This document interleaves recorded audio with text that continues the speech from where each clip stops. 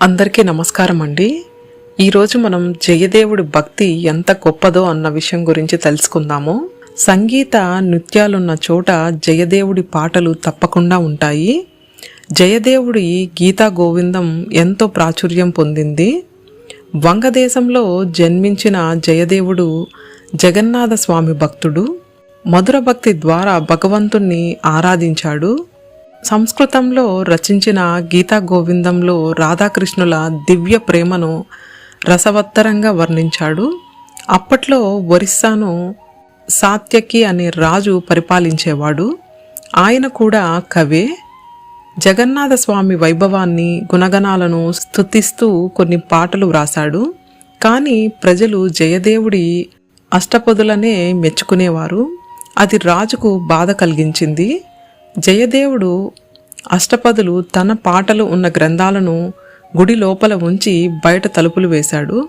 ఆశ్చర్యకరంగా తెల్లవారేసరికి జయదేవుని అష్టపదులు భగవంతుని సన్నిధిలో ఉండగా రాజు రచించిన గ్రంథం గుడి వెలుపల ఉంది. భగవంతుడి నిర్ణయాన్ని అంగీకరించాడు రాజు. వంగదేశాన్ని పరిపాలించిన లక్ష్మణసేనుని ఆస్థానంలో ప్రముఖ కవి జయదేవుడు. కవిరాజు అని బిరుదు కూడా ఉండేది. జయదేవుని అర్ధాంగి పద్మావతి. ఆమె అపురూప లావణ్యవతే కాకుండా గొప్ప నాట్యకత్తె. పద్మావతి జయదేవులది అన్యోన్య దాంపత్యం.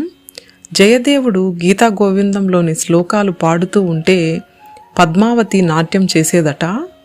జయదేవుడు రాజుగారి అభిమానం పొందిన విధంగానే పద్మావతి కూడా రాణిగారి ఆదరణ అభిమానం చూరగొంది.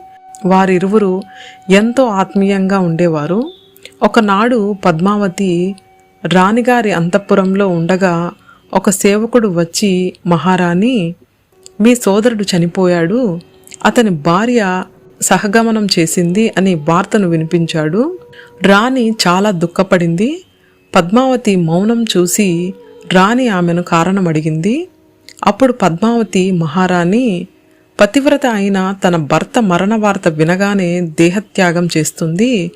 సహగమనం చెయ్యాల్సిన పని లేదు. సూర్యుణ్ణి విడిచి సూర్యకాంతి ఏ విధంగా మనలేదో అలాగే భర్తను విడిచి భార్య జీవించి ఉండలేదు. అందుచేత సహగమనం వార్త నాకు ఆశ్చర్యం కలిగించలేదు అని సమాధానమిచ్చింది. మహారాణికి అది విని చాలా కోపం వచ్చింది. తగిన సమయం వచ్చినప్పుడు ఆమె పతిభక్తిని పరీక్షించాలి అని భావించింది. రాజుగారు జయదేవుడితో కలిసి వేటకు వెళ్ళిన సమయంలో పద్మావతి రాణిగారి అంతఃపురంలో ఉంది. వారిరువురు మాటల్లో మునిగి ఉన్న సమయంలో ముందుగా నిర్ణయించుకున్న ప్రకారం ఒక చెలికత్తె వచ్చి, అమ్మా మహారాణి, రాజుగారు కవిగారు వేటలో ఉన్న సమయంలో ఒక పులి వచ్చి మీద పడి కవిగారిని చంపివేసిందని చెప్పింది. ఆ మాటలు చెవిన పడిన మరుక్షణమే పద్మావతి ప్రాణాలను విడిచింది. జరిగిన సంఘటనతో రాణిగారు నిశ్చేష్టురాలైపోయింది. వేట నుంచి తిరిగి వచ్చిన రాజుగారు తన భార్య అవివేకం వల్ల పద్మావతి ప్రాణాలు పోయిన సంగతి తెలుసుకొని ఎంతో బాధపడ్డారు. క్షమించవలసిందిగా జయదేవుణ్ణి దీనంగా వేడుకున్నాడు. అప్పుడు జయదేవుడు, ప్రభు, ఇందులో ఎవరి తప్పు లేదు, అంతా విధి విలాసం, భగవంతుని నిర్ణయం అని పలికి మరణించిన తన అర్ధాంగిని పద్మావతి చెంత కూర్చుని తన ఇష్టదైవమైన శ్రీకృష్ణుని మనసారా ప్రార్థించాడు. తన్మయంగా హరిగుణ గానం చేయసాగాడు. ఆ భక్తుడి గానామృతానికి, అనన్య మధుర భక్తికి కరిగిపోయిన మువ్వగోపాలుడు పద్మావతి ప్రాణాలను తిరిగి అనుగ్రహించాడు. పద్మావతి పతిభక్తికి, జయదేవుని శ్రీకృష్ణ భక్తికి తలుచుకొని రాజు రాణి ప్రజలు ఆశ్చర్యపోయారు. హరే కృష్ణ.